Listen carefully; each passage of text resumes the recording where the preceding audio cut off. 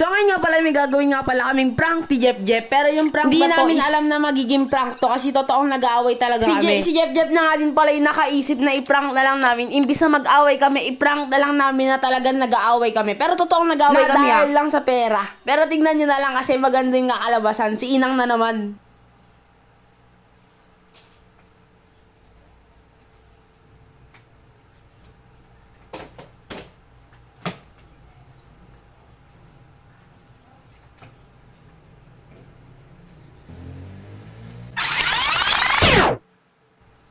Kasalanan mo kasi yun eh.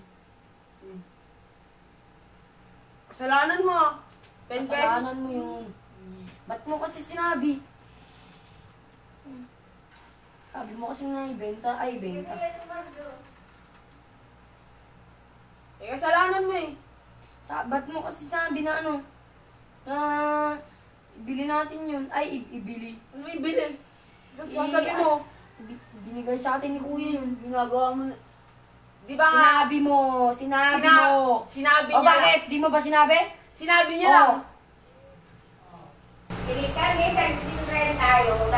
Ang nga, di kayo inang.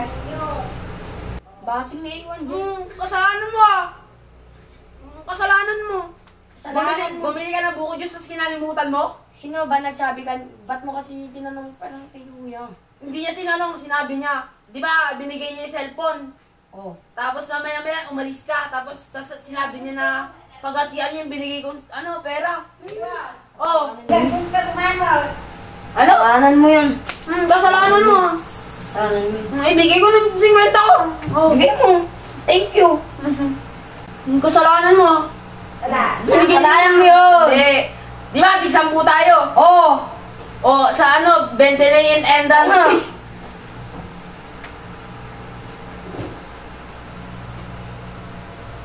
Kasalanan mo yun. Ba't mo kasi sinabi nga pag-aatian natin yung pera?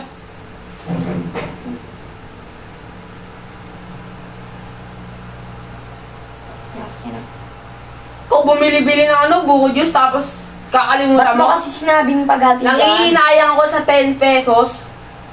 Di ba sinabi niya nga? Sabi mo, pag-aatian natin yun kasi kaya binili ko yung 10. Oh. Sinabi nga ni Kuya, pagkatian yung pera na binigay niya. Yun lang yung sinabi niya. Di ba? Oh. Sabi mo pag-atian natin, kaya binili. Di ba, 100 binigay ni Inang? Oo nga. Kasalanan ni Jeff Jeff ah. Basog na. Hindi. Nagsabi di man tatay, manukurang na din yan. Manukurang na. Sino na nakurangan? Siya. Oh. Para tumigil na kayo, oh. Ayun na po, tate. Ano?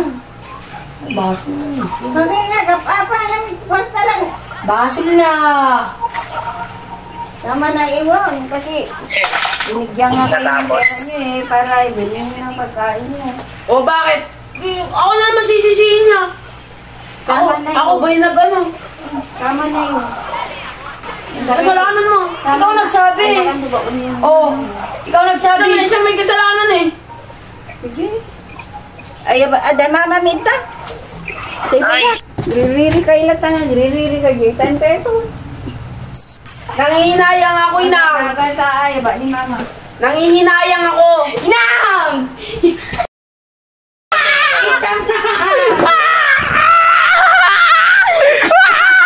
Alam mo kanina pa kami tumatawa doon. Kala mo ako. Ako Inang. Inaano ko lang, in-explain ko lang. Nangihinayang ako sa 10. Ikaw, nangihinayang ka rin naman sa piso, di ba?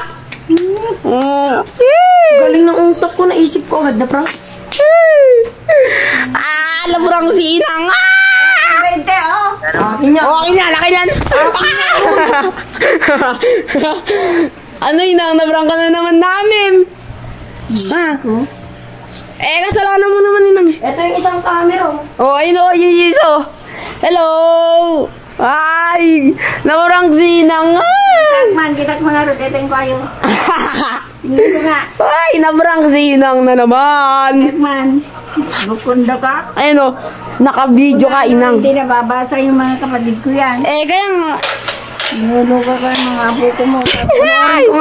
Success prank! Kitak mo.